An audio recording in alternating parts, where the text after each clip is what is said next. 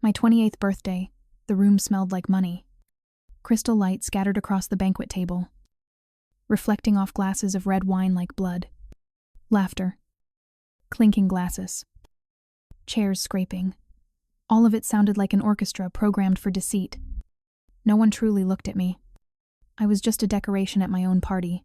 Then my grandfather, Harold Clarke, raised his champagne glass and calmly asked, "Naomi," he said, "how have you been spending the $3.5 million in your trust fund?" I froze, blinking repeatedly. "What trust fund?" The fork slipped from my hand, hitting the plate with a cold, metallic clang like a verdict. My mother's smile faltered mid-gesture, and my father's throat tightened as if he had swallowed a stone. Then my grandfather continued calmly, "Then where did that money go?" The entire room fell silent. Only the sound of my heartbeat remained steady, heavy, and I knew this dinner wasn't meant to celebrate me. Before we get into the story, I want to know where you're watching from and what time it is. Please like and subscribe. And let's find out together where that money went. Now, let's go back to the hours before that birthday dinner. My name is Naomi Clarke. I am 28 years old, and I am a freelance architect living in a small apartment in Pasadena.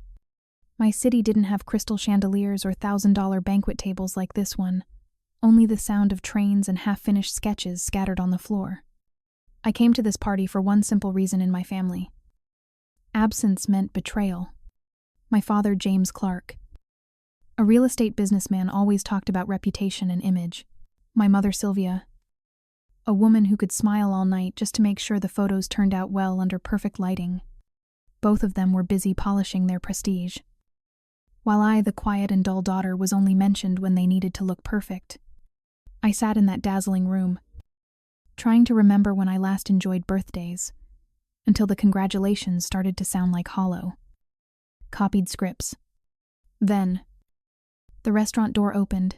No one had time to stand when my grandfather, Harold Clarke, entered charcoal gray suit, silver cane tapping rhythmically against the floor. No one knew he would come. My mother's smile froze midair. My father stood up too fast, nearly spilling his wine. Grandfather nodded slightly, his gaze sweeping across the table long enough for everyone to realize they were being watched. "Happy birthday, Naomi," he said, his voice low and composed. I stood, bowed slightly, and felt the rare warmth of his brief hug. Then he sat down, leaned his cane against the chair, and signaled the waiter to pour the wine. No one said another word. The soft jazz suddenly felt unnecessary, as if everyone was waiting for him to speak. When every glass was full, he lifted his champagne. The reflection on the glass shimmered like a blade. "Naomi," he said slowly, "how have you been using the $3.5 million in your trust fund?" I froze again. In that moment, the only sound I could hear was my heart pounding in my chest. The entire table went rigid. The fork slipped from my fingers and landed on the plate, clang a small sound that echoed like a gunshot. My mother's smile faltered, her lips trembling slightly. My father swallowed hard, unable to meet anyone's eyes. The guests looked at each other, some forcing awkward smiles, unsure whether to pretend they hadn't heard. "What fund?" I asked, my voice hoarse. My grandfather's expression didn't change. Calm. Dangerous. The moment he mentioned the trust fund, I knew tonight wasn't a birthday anymore. No one said another word. Under the golden lights, the party suddenly turned ice cold. I looked around. The faces that had been laughing moments ago now looked like wax statues. The glass in my mother's hand trembled slightly, a few drops spilled, sliding down the tablecloth like slow-moving blood. Grandfather set his glass down, his voice steady. "If that money is gone, then we should talk privately right now." My mother swallowed hard. My father nodded slowly. No one objected. I sat there, trying to breathe, but my lungs felt crushed. In my head, the question repeated itself. $3.5 million, what trust fund? Then it hit me, the lights. The laughter. The well-rehearsed wishes, none of it was for me. They were all just the backdrop for a trial. The private room door closed behind us. And I realized that night, what was being served wasn't dessert, it was the truth. The laughter at the dinner table still lingered when my grandfather stood up. His calm gaze enough to silence the entire room. "We should talk in private." No one objected. The waiter opened a door leading to the back hallway. The light from the crystal chandeliers slowly faded behind me. My mother's heels clicked sharply on the floor, short, tense, and piercing. My father walked slower, trying to appear composed, but his shoulders were rigid. I followed last, not understanding what was happening, only hearing the pounding of my heart in my chest. The hallway led to the private section of Maison Verité, the kind of place where the wealthy discussed scandals in whispers. The smell of leather and oak was thick in the air. Everything was too polished and too expensive, to the point it made me feel out of place.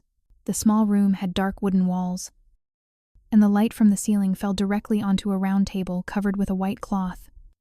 On the table were 3 glasses of wine, already set, as if someone had known in advance this family meeting would happen. When I sat down, 2 strangers were already there. A middle-aged man in a navy blue suit. Wearing thin glasses, he introduced himself as Elliot Park, my grandfather's private attorney. The other, a neat-haired brunette woman holding a tablet, is Marisa Cole, a financial assistant from Greenhill Capital. No one spoke for the first few seconds. Only the hum of the air conditioner filled the silence steady. Cold. I realized the atmosphere of the party had completely vanished. What remained here was silence, deliberate, calculated silence. Grandfather Harold was the first to speak, his tone calm, like he was chairing a board meeting. "I only want clarity on one matter. Everyone here has the right to speak." My father cleared his throat and forced a smile. "Dad, is this really necessary?" "It's Naomi's birthday," he was gently interrupted. "Even more necessary," my grandfather said, "because today, she's old enough to know the truth." I turned to my parents. My mother was still smiling, but her lips were trembling. "What truth are you talking about?" "Grandpa," I asked softly. Elliot placed his tablet on the table and rotated the screen toward me. On it were the words "Greenhill Family Trust, established in 1995. This is the trust fund created under your name. Naomi Clarke," he said. "Fund managers James and Sylvia Clarke." I frowned, unable to believe what I was hearing. "I have never heard about this." My mother let out a nervous laugh. "Naomi, it's just a technical matter. Nothing serious." "Silence," Harold said, his voice low but commanding. No one spoke again. I looked at my mother, and for the first time, her smile was completely gone. I had never seen my parents afraid of my grandfather's gaze until that night. Elliot opened another document. According to the records, the initial deposit was $1 million US dollars, invested under Greenhill Capital's directives, with compound interest and market growth. The current value should be around $3.5 million. Grandfather Harold nodded. "Then, where is the current balance?" The room sank into heavy silence. Marisa looked down at her tablet, then glanced subtly toward my father. "As of this morning," she said quietly, "the account holds a little over 200,000. The ticking of the wall clock echoed painfully loud. My father wiped his forehead. My mother gripped her handbag tighter. Her eyes cast downward. I felt as though the floor had dropped beneath me. 200,000, I repeated. "But I didn't even know I had a fund." Grandfather leaned forward, locking eyes with my father. "Do you have an explanation?" "James, Dad, I was planning to discuss this later. It's just, there is no later." Harold said each word, sharp as steel. I sat there, understanding barely half of what was being said, but their eyes fearful, evasive, unsettled, told me more than words ever could. No one in that room was thinking about me. They were only worried about being exposed. Grandfather turned to Elliot. Prepare transaction copies. I want to know who touched Naomi's account. The lawyer nodded and began typing. I watched my grandfather's hand resting firmly on the table, steady, unshaken. Meanwhile, my mother's hands were clasped so tightly they had turned white, as if she were trying to hold her secret inside her own skin. In my mind, everything started to blur. I didn't fully understand what was happening, only that something precious had been stolen. And I was the last to find out. I had never known I had anything to lose, until I saw them terrified of losing it. I grew up in a house that was never dark. Tall glass windows, the pool light reflecting on the ceiling like streaks of metal.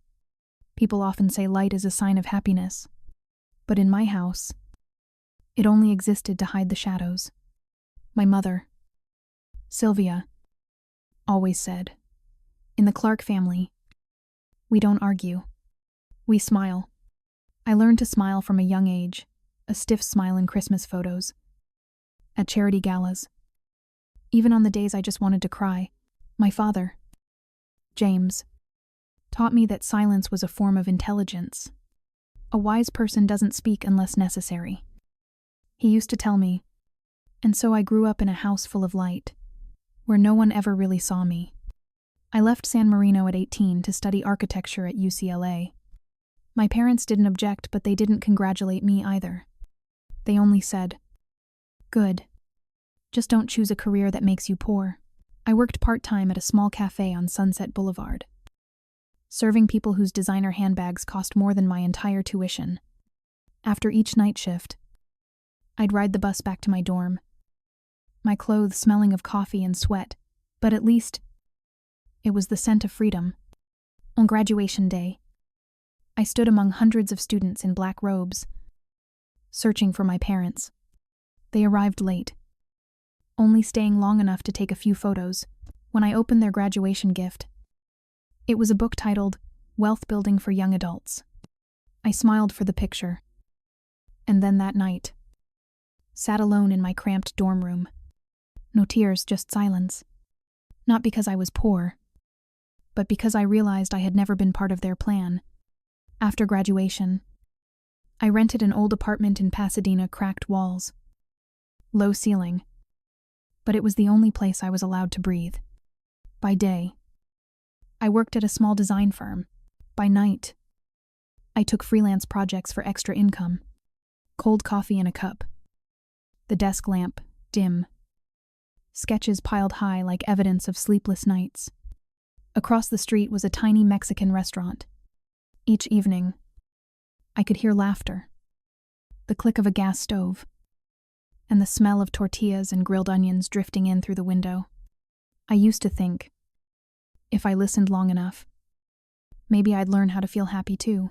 Sometimes my mother would video call not to talk, just to ask casually, "Are you still doing architecture? You should find someone successful and get married soon." I would just smile. Then the screen went dark.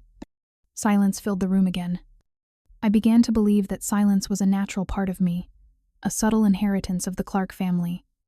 One night, I opened my inbox and found a strange email, Greenhill Capital, quarterly report.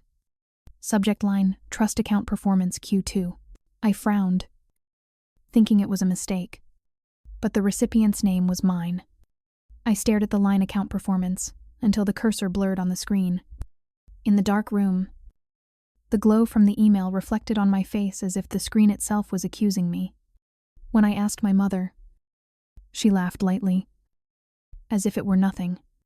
They must have sent it by mistake. Don't worry about it. You know, family finances are complicated. I believed her, because I had been taught that asking about money was impolite.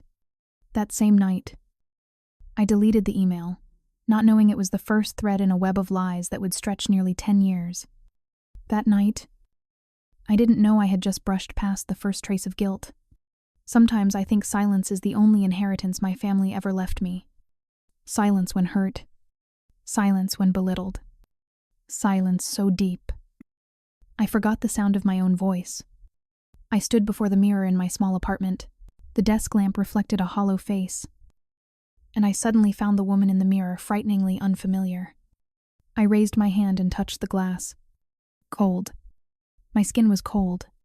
The yellow light made my eyes in the reflection look like someone else's, someone who had gone too far trying to please everyone, losing herself in the process. I had spent my entire life seeking acceptance by shrinking myself just enough to fit into other people's comfort. But tonight, after that dinner, I knew everything was about to change. Because when the truth begins to surface, silence is no longer a refuge. It becomes a confession. I used to think silence kept the peace. Now I understand it only taught them how to walk over me more easily. In every family photograph, I was always standing at the edge. If you zoomed in, you could see one of my arms hidden behind my mother's shoulder, or half of my face blocked by my father's wine glass. No one did it on purpose. They were simply used to me being outside the frame. Christmas parties at our San Marino house were always the same cinnamon-scented candles, the piano replaying the same old classical melody, and guests smiling at one another, as if performing in a rehearsed play. I would stand behind the kitchen counter, listening to my mother brag about her friend's daughter, little Caroline, just got into Yale. And Naomi, what is she doing again? No one could remember. Once, a guest even shook my hand and said, "Oh, you must be Rebecca's daughter." My mother just smiled and didn't correct him. I smiled too, because in this house, being misunderstood was still better than causing discomfort. One day, I looked at the family portrait my mother had hung in the hallway. I was in it on the far left, half my face hidden behind my cousin's shoulder. My mother told the photographer, "This one's perfect. Everyone looks flawless." I stayed silent, wondering, if I were cropped out of the frame, would the picture look any different? Probably not, because in their memory, I had already been erased long ago. My mother lived for appearances. Everything to her was about first impressions, background tones, and presence in front of the camera. At the first charity event she ever dragged me to, she handed me my cousin's dress and said, "Wear this. Don't pick your own. Your clothes look cheap." The whole night, I stood beside her while cameras flashed nonstop. She smiled perfectly. I just tried to keep my shoulders straight. When the event ended, she leaned close to my ear and whispered, "You looked so plain. No one will remember you in the pictures." It wasn't criticism. It was a verdict. I understood then if I couldn't make them proud, it was better not to exist too visibly. At 26, I was invited home for dinner after months away. At the table, my father talked about his business projects. My mother shared stories about Europe. I spoke up once, just a small suggestion for her charity campaign. No one responded. My father sipped his wine, looking elsewhere. My mother smiled faintly. "Don't ruin the mood." "Naomi." No one raised their voice. Yet the air shifted instantly. The sound of cutlery touching plates, the slow pour of wine, everything suddenly sounded sharp. I sat there, realizing they didn't need to shout to silence me. They didn't need to shout to silence me. They just had to act like I never existed. Sometimes I'd look at my friends, the ones whose parents called every week just to check on them. When I sent my mother the first award-winning design I ever made, she only replied, "Stop posting pictures of that apartment. It looks pitiful." That was when I realized my family never cared who I was, only how I looked to others. I once had a best friend at UCLA. She told me, "Naomi, do you know you speak like you're asking for permission?" I laughed, because I grew up needing permission just to exist. That sentence stayed with me for years. Like an echoing scar, I slowly came to understand the Clarke family only existed when there was an audience. When the camera flash went off, everyone turned into strangers. No one asked what anyone ate, did, or felt only a polite kind of silence that pretended to be harmony. One evening, after another dinner, I opened my laptop to work, a habit hiding in the only thing I could control, my drawings. When my inbox lit up, I saw a new email, Authorization request pending. Green Hill Capital. I froze. Heart racing. My hands trembled as I clicked it open. Inside, there was only one line. Please confirm the recent transaction. I stared at the blinking cursor, its rhythm matching my heartbeat. Outside the window, wind whistled through the frame, carrying the dry rustle of leaves a small sound. But it felt like a warning that everything was about to change. I didn't fully understand, but my gut told me something that belonged to me was being moved away. I stared at the words, authorization request pending, and wondered, were they signing their names over something that was rightfully mine? If you're still listening at this point, maybe something in this story has touched you. Leave a comment with the number 1 so I know you're still walking alongside Naomi and so I can send you my heartfelt thanks. That night, Pasadena was colder than usual. I walked along the stone-paved sidewalk, the sound of my heels echoing in hollow rhythm. The rain had just stopped, but puddles still lingered on the road, reflecting the car lights into distorted streaks of color. The wind passed through the rows of trees, making the soaked leaves tremble, as if whispering something I wasn't ready to understand. Raindrops clung to the window glass, reflecting the streetlights like shattered crystal. I saw my reflection in it blurred, warped, like someone stripped bare before a crowd, unsure whether to be angry or afraid. When I opened the door to my apartment, the clock read 11:47. Inside, everything was exactly as I had left it, the sketchbook on the desk, the half-finished cup of coffee, and the desk lamp still on. Its dim light washed over the white wall cold, smooth, like a memory freshly scraped clean. I sat down and opened my laptop. The email authorization request pending, Green Hill Capital, was still there, like an eye that refused to close. The cursor blinked steadily, mechanically, like a countdown to a secret about to explode. I couldn't sleep. Instead, I opened my notebook and tried to write down every detail of the evening, but the words kept dissolving into images. My mother's forced smile. My father was avoiding Harold's eyes.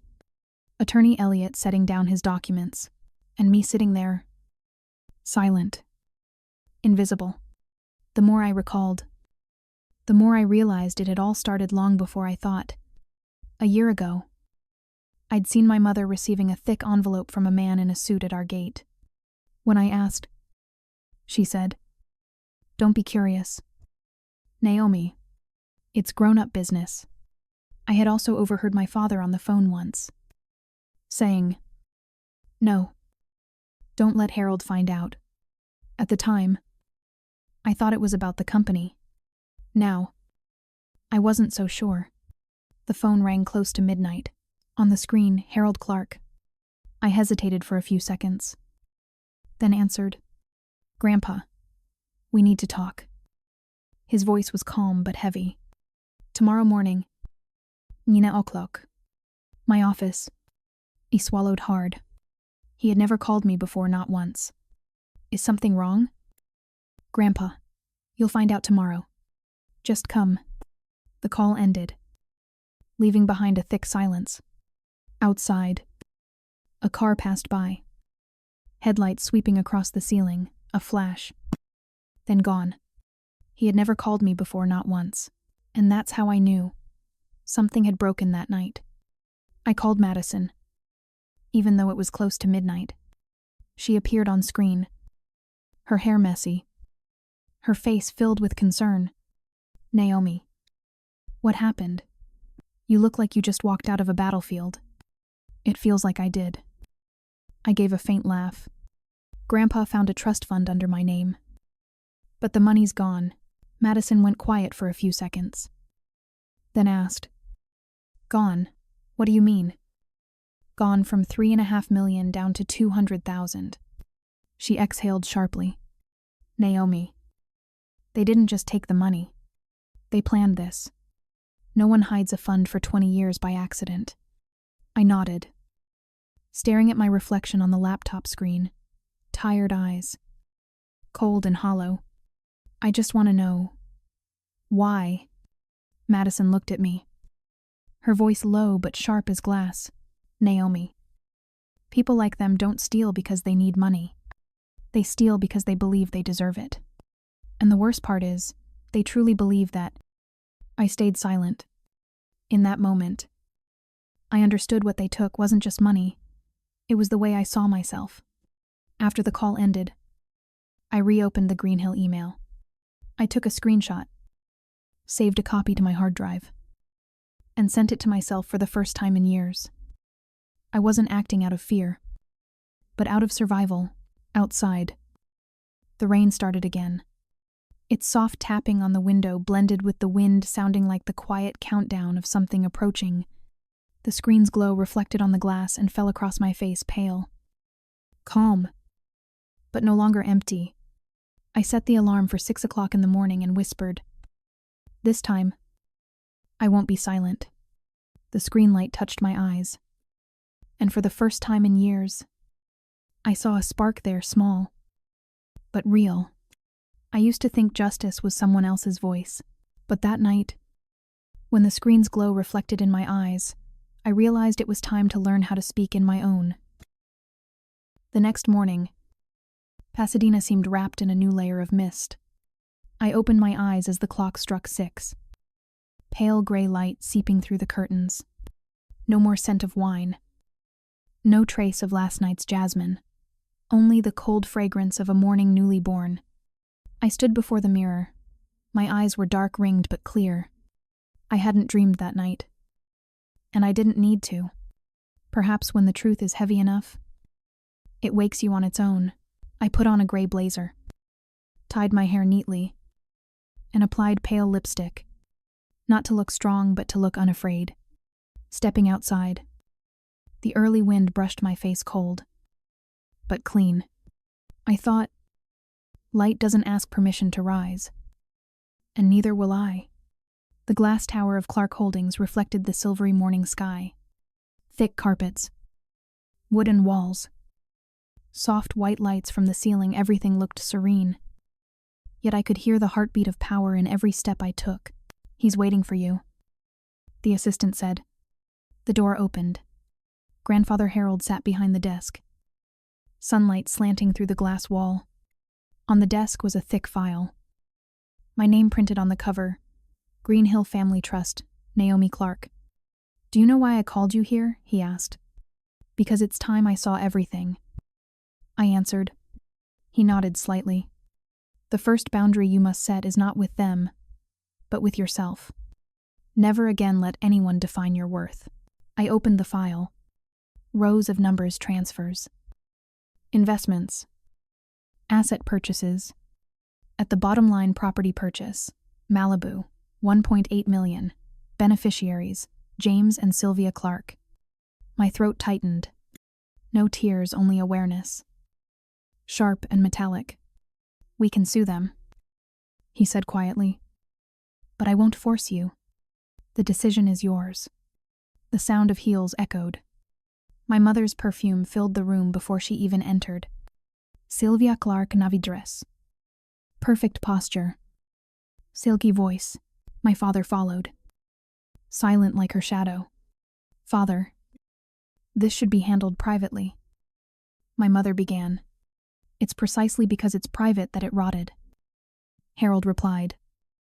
Voice steady. The air thickened. I sat still, no greeting. No bow. My hands rested on my knees. Back straight. Eyes unwavering. "Naomi," my mother said sweetly. "You know I was only managing your money for you." "Managing?" I asked. "By buying a vacation house in Malibu and 2 Teslas." She froze. "That's temporary. I only wanted to protect your future." "No," I said calmly. "You wanted to protect your image." A brief silence, like the sound of a glass being dropped onto marble. My father tried to intervene. "Naomi, we're family. You can't let this go that far." "Too far," I looked at him. "You took the years I spent struggling and called it management. In this family, what am I allowed to be? Other than decoration, I used to fear their silence. Now I realize it's my silence that made them afraid." Sylvia looked at me, her eyes flickering. lips trembling. She wasn't used to seeing me without tears. I did everything for you. Naomi, I don't want you to destroy this family. I'm not destroying it, I replied. I'm just refusing to cover it up. Beside us, Harold watched quietly. He didn't interfere. He didn't save anyone. He let us hear the sound of truth, something this family had buried for too long. Attorney Elliott opened the summary report. Each line a piece of evidence, each page a wound. If we proceed with legal action, the chances of winning are nearly absolute, he said. My mother burst into tears, her lipstick staining the white handkerchief. Father, please don't do this. If the press finds out, reputation. Harold interrupted. The reputation of people who steal their own child's future. My father turned to me. Naomi, you can stop this. You don't want your parents to go to prison, do you? I met his gaze. Voice calm. I just want what's right. And for the first time, it doesn't need to look pretty. Then I looked at my mother. All my life you told me, don't do anything that makes people lose face. But you forgot to teach me that sometimes truth is the only thing that can save it. She said nothing. Only the ticking of the wall clock filled the room so clear. It felt absurd. I clenched my fists. No shaking, no anger. Just the quiet sense that I was finally standing where I was meant to. Harold slid the file toward me. You will be the one to sign the decision. The paper felt thin, but as heavy as a verdict. I saw my name at the top, not as a victim, but as the owner. Outside, sunlight pierced through the fog. The light fell directly onto the desk, shimmering along the edge of the folder. I stood up. No one stopped me. No one spoke. I won't decide today, I said firmly. But I know one thing. From now on, I won't hide for anyone, not for my parents, not for the name Clarke. I turned and touched the door handle. The metal was cold but comforting. The door closed behind me with a dry, sharp sound, and for the first time, it didn't startle me. The door closed behind me, and I realized for the first time that echo wasn't frightening anymore. It was the sound of freedom. The next morning, my apartment felt like a still photograph. No phone ringing. No one knocking, only early sunlight streaming through the window, spreading thinly across the table. On it lay the folder. A few notes. And my laptop still open to the unsent email. Everything remained quiet, orderly, and ready. I poured coffee. The steam rose slowly, the bitter scent filling the air. For the first time in weeks, I wasn't afraid of the emptiness in front of me. I didn't need to run. I didn't need to explain. I just observed. Sitting down, I reopened my notes. Every figure, every line of transfer no longer felt like mere evidence. They were a map of greed, traced step by step, click by click, lie by lie, all wrapped in the language of family affection. That afternoon, I met Madison at our usual cafe. She looked at me, worried. Are you okay? I am, I said softly, clearer than ever. I placed a USB drive on the table, full transaction logs for 5 years, extracted from their accounts, plus the Malibu contract, original photos, and a few internal Greenhill emails. Madison opened the files, eyes widening. Naomi, you could use this to sue them immediately. I shook my head slightly. No, not yet. They need to believe I'm staying silent. She tilted her head. Why? Because only when they think I'm weak will they reveal more. Sometimes the truth doesn't need to be hunted. You just have to let them lie one last time. Madison exhaled, half anxious, half admiring. You've really changed. Naomi. No, I said, gazing out the window. I just stopped asking permission to be at peace. The sentence hung between us, steady, deliberate, like the first tick of a plan beginning to move. That evening, I went to see Grandfather Harold. His office was the same as always, soft light, and the faint smell of wood and paper. He was reading the newspaper when I entered. He nodded as a greeting. "What do you plan to do next?" he asked. Not stern, just waiting. "I'll let them get caught in their own lies," I said. He looked at me, slightly surprised, just like I once did. He smiled. I learned that sometimes silence is the only way to make people listen. I nodded.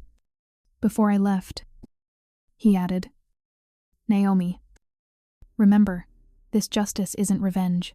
It's the line between being strong enough to forgive and wise enough not to repeat." I replied quietly, "I'm not looking for revenge, Grandpa. I just want them to remember, this time, I'm the one who's silent. But it's the silence of someone who knows everything. I once thought silence was a way to avoid pain. Turns out, it's how you make others reveal who they truly are."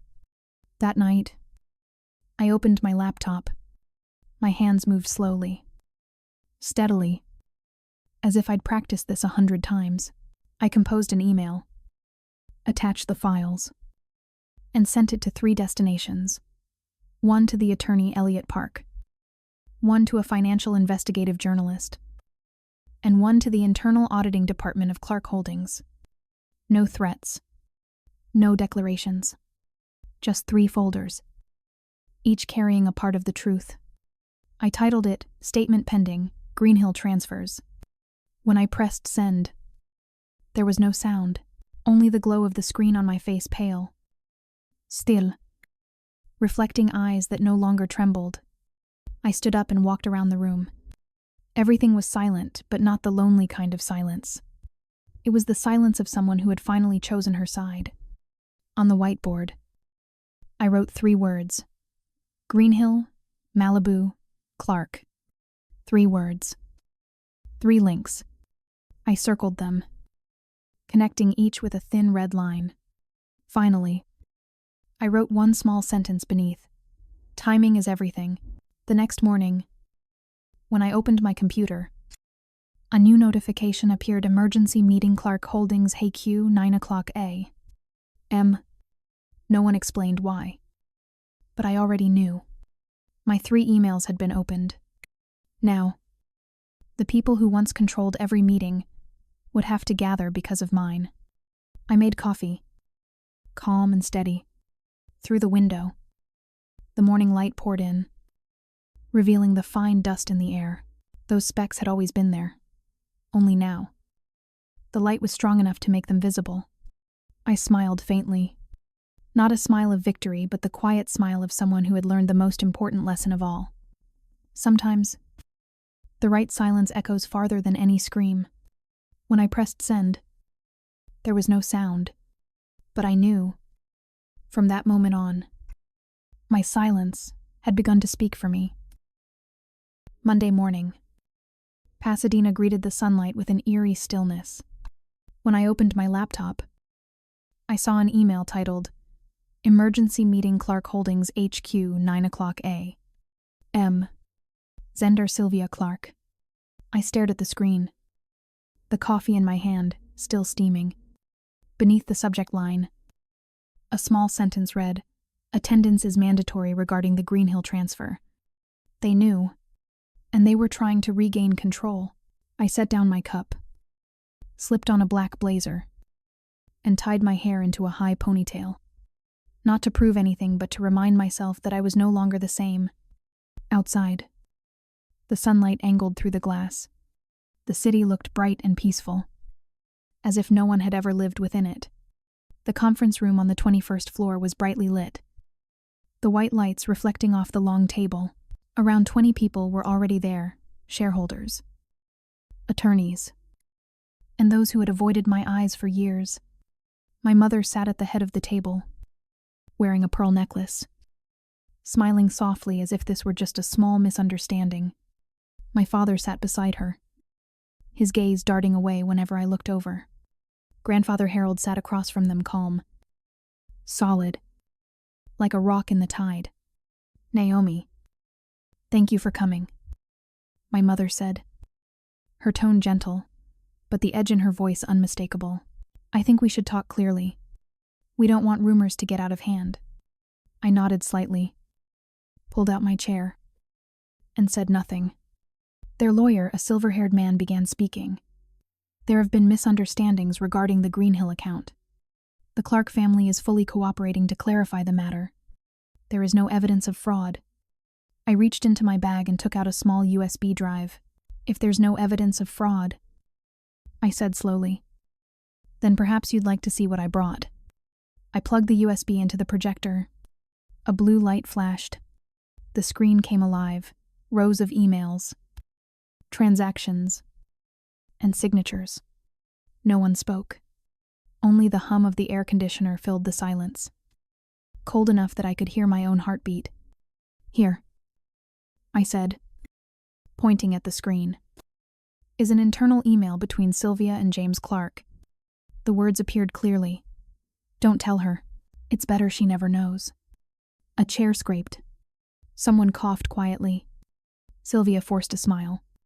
Naomi, you're misunderstanding. No. I interrupted. This isn't a misunderstanding. This is the truth. I advanced the slide's bank statements, the Malibu property contract, and temporary withdrawals. Each page was a knife, and I held them with steady hands. My mother looked around, searching for allies. No one spoke. The only sound was the faint mechanical whir of the projector, counting down the seconds of silence. I don't need to raise my voice to be heard, I said, calm and clear. The truth has a sound of its own. That sentence made a few heads turn. They realized the power in this room had shifted. I don't need to raise my voice to be heard. The truth has a sound of its own. Naomi, you're destroying the family's reputation, my mother shouted, louder than she meant to. Reputation, I asked. Whose? Mother. The daughter whose future was stolen, or the mother who sold it? My father slammed his hand lightly on the table. That's enough. Naomi, you don't understand. I understand perfectly. I cut in, eyes fixed on him. I understand what your silence all those years truly meant. One of the shareholders stood up, facing them. I think we've heard enough. No one here wants to partner with deceit. Sylvia tried to speak, but her voice faltered. Harold rose to his feet, placing a hand on the table. Light from the ceiling caught the deep lines at the corners of his eyes. Clarke Holdings will proceed with a full audit. Sylvia. James effective immediately. You are suspended from your positions.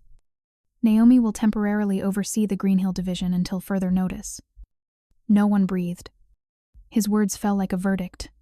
No gavel. No courtroom required. Sylvia stepped back, her chair tipping slightly.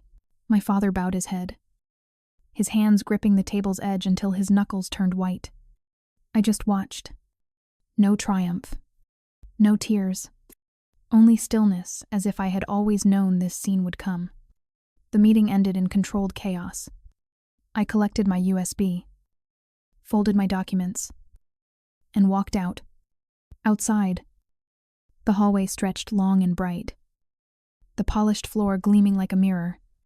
Each step echoed evenly, not fast, not slow. The rhythm of truth is finally spoken. When the elevator doors opened, my reflection appeared in the glass, calm, not needing to defeat anyone, because I had already won myself. On the ground floor, the glass doors slid open automatically. Light poured in. Outside, a few reporters were already waiting. They raised their cameras. Flashes burst like small explosions. One called out, "Miss Clarke, do you have anything to say?" I stopped, looked directly into the lens, and smiled faintly. The truth doesn't need anyone to defend it. It defends itself. Flashes bounced off the glass facade. In that moment, I realized I was no longer afraid of being seen. I had become the one who decided what kind of light would shine on my life. When I left the building, the cameras kept flashing, but for the first time, I didn't feel exposed. I felt seen. Truly seen. The next morning, sunlight streamed through the window, falling softly across the wooden table where the folder still lay. No more hum of the air conditioner. No flood of emails, only silence. But this time, it wasn't frightening. It was quiet, and it had a heartbeat. I poured coffee, letting its aroma spread through the room. In the pale light, the mirror reflected my face, not tired, not drained, just calm, like someone who had walked through a long storm and finally found shelter. I sat down and opened my notebook. On the last page was a line written by Harold last week. Justice is not where the story ends. Naomi, it's where you begin again for real. I touched the tip of my pen to the page and wrote beneath it, I understand now. Grandpa, to begin again is not to forget, it's to live on. More gently, outside, the wind brushed through the trees. I saw a few employees walking past the Clarke Holdings building, the same place I once entered, trembling. They smiled and nodded. I smiled back. And for the first time, I didn't look away. I no longer needed to prove anything. Not to be right. Not to be acknowledged. It was enough to know that, after everything, I had chosen truth over silence and peace over revenge. I gently closed the notebook and looked out the window. The morning light shimmered on my coffee cup soft, like a quiet blessing. Something bloomed inside me, not joy exactly, but the unmistakable feeling of freedom. If you're still listening now, maybe you've had moments like this too, when silence no longer feels like fear, but a sign that you've grown stronger. And if this story has touched you, leave a comment saying, I'm here, so I know you're still with me. Please like and subscribe so I can share more meaningful stories with you, because your voice truly matters.